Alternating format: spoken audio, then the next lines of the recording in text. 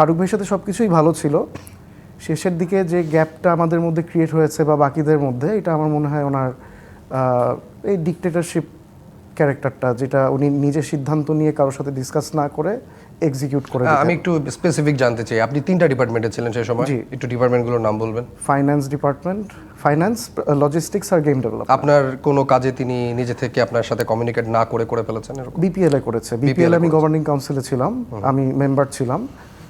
বাকি ডিপার্টমেন্টগুলোতে হয় নাই, কারণ আমি ফাইন্যান্স চেয়ারম্যান হয়েছি জানুয়ারি মাসে এসে। জি।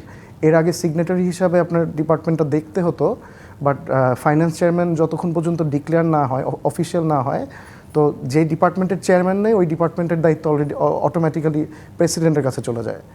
তো ওই ক্ষেত্রে আগে যেগুলো হয়েছে আপনার ফান্ড ট্রান্সফার, ওই সব বিষয়টা নিয়মের মধ্যেই হয়েছে, বাট আমাদের কমপ্লেনটা ছিল যে আমাদের সাথে ডিসকাস করে, মানে এত বড় বড় ফান্ড ট্রান্সফার হচ্ছে, আমি কিন্তু কোনো প্ল্যাটফর্মে বলিনি যে এটা দুর্নীতি হয়েছে, এটা দুর্নীতি হওয়ার এখানে কোনো স্কোপ নেই, বাট যাদের কাছে দিয়েছে, যে অ্যামাউন্টগুলো দিয়েছে, আমাদের সাথে ডিসকাস করলে হয়তো এটা নাও হতে পারতো।